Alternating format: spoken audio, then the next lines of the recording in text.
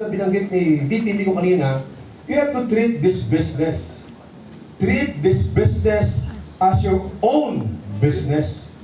Are you with me? Yes. Kasi kapag iniisip mo na ito yung negosyo mo, lahat gagawin mo to protect your business. Nag-guess nyo ako? Yes. Sabi nila, ang negosyo daw to ay small time. Some people think that this is a small time business. Why? Because yung inyong kapital maliit eh. Tama? Maliit ang kapital, pero yung potential income, malaking malaki. So ang kilos ng tao ngayon, depende kung ano ang tingin mo sa iyong kumpanya.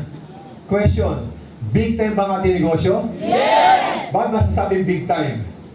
Even yung ating mga board of directors, hands-on, especially Dr. Connie Cabantog and our visionary president, Dr. Ed Cabantog, is very hands-on sa business.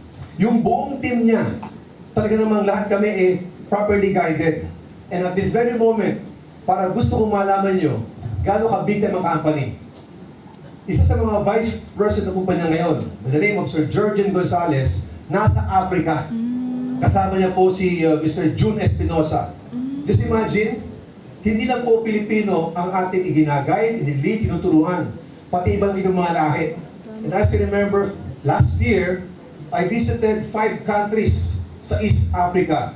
Nandun yung Tanzania, Rwanda, Zambia, DRC, 5 countries yun. 5 weeks in 5 countries. Nagbigay ng mga trainings.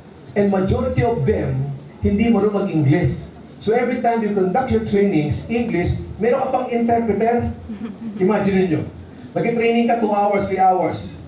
Ang ganda ng traffic mo, may mga jokes, walang reaksyon. Nakatingin lahat. Magre-react lang at tatawa lang kapag in-interpret na. Pawin! Diba? At through interview, through mentoring, sabi niya, ang mga Pilipino raw, we are so blessed. Why? Kasi anytime,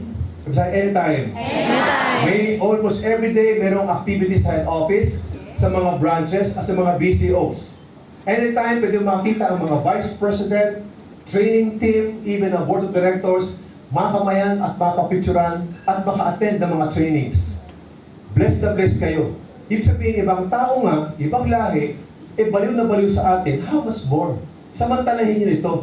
And 100% I can guarantee you, kung iniintindi mo lahat ang sinabi ni Doc Butch Villena, Sir Adrian at Sir Nico, yung isinare sa inyo ni Dr. Connie Cabantog, at isinashare ko sa inyo ngayon, at yung marinig mo mamaya kay Doc Ed Cabantog, believe me, kapag seryoso ka sa negosyong to, hindi kayo makakatulog mamaya. Ask me why. Ask me why. Kasi yung future nyo maliwanag na eh. Yes! May mga utak kayo. Ang isang lugar,